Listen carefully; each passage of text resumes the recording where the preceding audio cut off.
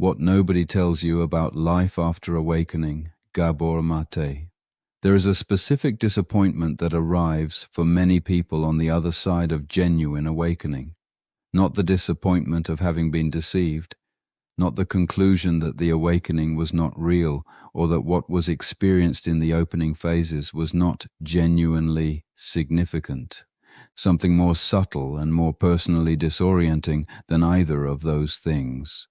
The specific disappointment of discovering that the awakening, however genuine, did not produce the permanent transformation of daily life that the spiritual content surrounding it seemed to promise. The ordinary Tuesday is still ordinary, the difficult relationship is still difficult. The specific patterns that the awakening seemed to dissolve return, perhaps more slowly, perhaps with greater conscious awareness of their arising, but genuinely return, in the unremarkable circumstances of an ordinary life that continues to require the same navigation it required before the opening occurred. Gabor Maté was honest about this in a way that most spiritual frameworks are not. He observed that genuine awakening, the real opening of perception, the genuine shift in the relationship between the conscious self and the deeper layers of interior experience, does not bypass the psychological work. It does not resolve the developmental wounds. It does not update the nervous system's foundational programming through the force of expanded perception alone. What it does, when it is genuine, is make the psychological work more clearly necessary, more clearly visible, more clearly unavoidable. The person who awakens and then discovers that the patterns persist is not experiencing the failure of their awakening. They are experiencing its most important invitation, the invitation to bring the expanded perception the awakening produced into genuine contact with the specific psychological material that the awakening revealed was there, the wound, the adaptation, the specific interior territory that the opening made visible precisely because it is the territory that genuine development requires to be genuinely engaged with. Today I want to give you the honest account of what life after genuine awakening actually contains, not the version the spiritual content promises. The version that Gabor Maté observed in the people who had genuinely been through significant opening and who were genuinely navigating what came after. The first thing that nobody tells you about life after awakening is that the psychological work becomes more rather than less necessary. The awakening expands perception. It makes visible things that were previously below the threshold of conscious awareness. The specific patterns of the adaptive self, the specific quality of the wound's influence on daily experience, the gap between the genuine self and the performing self, the specific costs that years of suppression and management have produced in the body and the nervous system. This expanded visibility is genuinely valuable, but it is also genuinely demanding, because what the awakening makes visible does not resolve simply through being seen. The wound that becomes visible in awakening still needs to be genuinely felt, genuinely grieved, genuinely integrated through the specific psychological work that integration actually requires. The pattern that becomes visible still needs to be genuinely engaged with at the level of the nervous system where it is operating. The body that awakening reconnects you to still carries the specific history of what it has been asked to suppress, and that history does not release through expanded perception alone. Gabor Maté observed that the people who navigate life after awakening most genuinely are almost always the people who understood this clearly, who did not treat the awakening as a bypass of the psychological work, but as its most honest invitation, who brought the expanded awareness the opening produced directly into contact with the specific interior territory that most needed genuine attention. The second thing nobody tells you is that awakening does not make relationships easier. It makes them more honest, which is initially more difficult. The expanded perception that genuine awakening produces includes expanded perception of relational dynamics, of the specific ways that relationships have been organized around the managed self rather than the genuine one, of the specific patterns of connection and disconnection that the wound has been producing in the relational life. This expanded relational perception does not automatically produce better relationships. It produces more honest ones, eventually.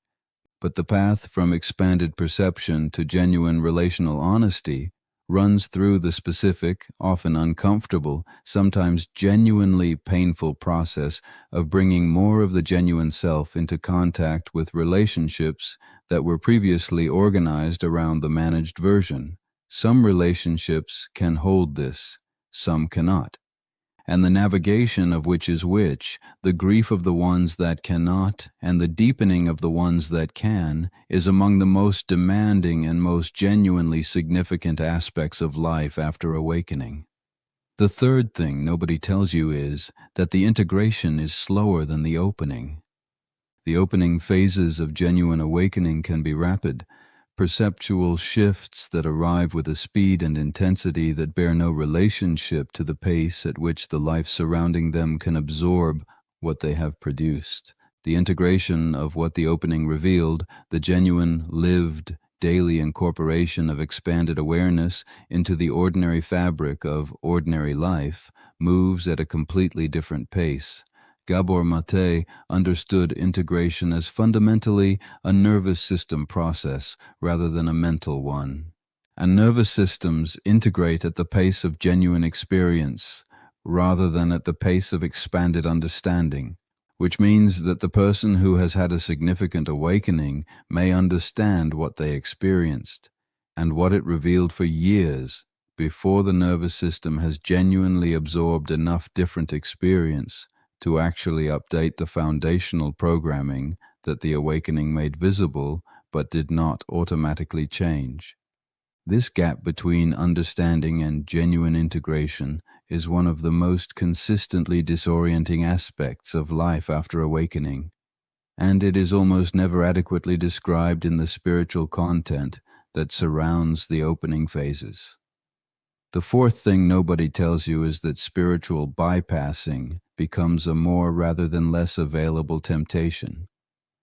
Spiritual bypassing, the use of spiritual frameworks and experiences to avoid rather than engage with genuine psychological material, does not disappear after genuine awakening. In many cases, it becomes more available because the vocabulary and the framework for organizing experience in spiritual terms is now more fluent and more immediately accessible. The person who has genuinely awakened has genuine spiritual resources available to them. They also have, if they are not carefully honest with themselves, the specific capacity to use those genuine resources to spiritualize what actually needs to be psychologically engaged with, to reframe as spiritual development what is actually the wound reasserting its influence, to interpret as acceptance what is actually avoidance, to treat as equanimity what is actually dissociation. Gabor Maté was consistently careful about this distinction. Genuine spiritual development and spiritual bypassing can look remarkably similar from the outside. The difference is in what the spiritual framework is being used in service of, whether it is being brought into genuine contact with the difficult psychological material or being used to maintain a respectful distance from it. The fifth thing nobody tells you is that the ordinary life remains the primary territory. The awakening may have occurred in a specific context, in meditation, in retreat, in a peak experience of one kind or another.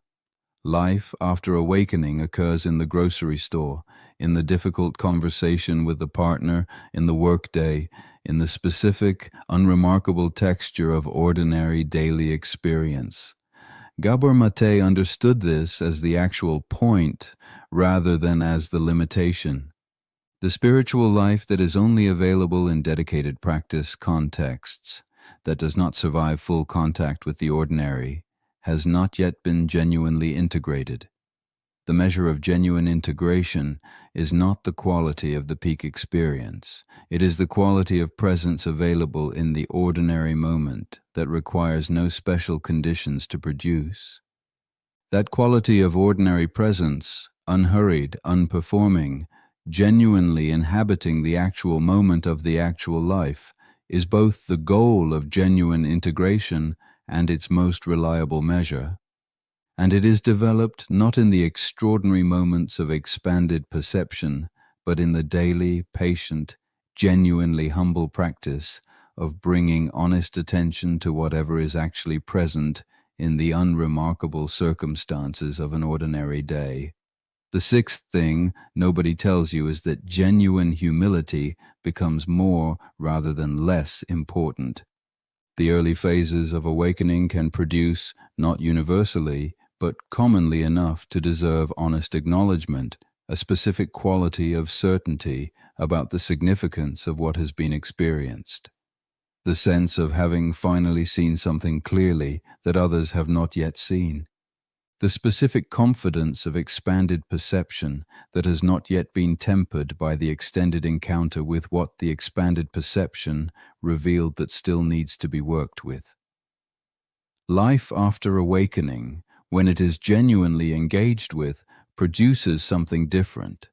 The specific, grounded, genuinely earned humility of someone who has been through enough genuine interior work to know how much remains, who has encountered enough of their own continuing patterns and continuing limitations to hold the awakening's gifts without the specific inflation that their novelty initially produced. This humility is not the performance of modesty.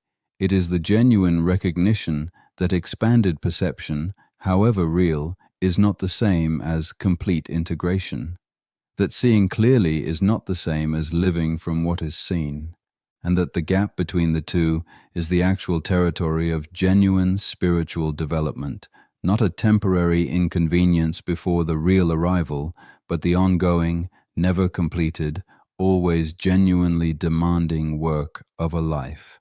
The seventh thing, and the most important, nobody tells you that the life after awakening is more genuinely yours than anything that preceded it, and that this is both its greatest gift and its most demanding requirement.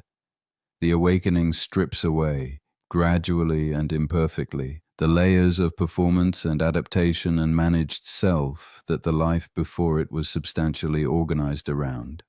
And what it reveals underneath is genuinely yours, more directly, more honestly, more personally yours than anything the performing self was producing. But genuinely yours also means genuinely responsible. The life that is more honestly yours requires more honest engagement with the specific choices that shape it, cannot as easily be organized around what is required or expected or approved of, cannot as comfortably defer the genuine self's actual directions in favor of the more socially legible ones.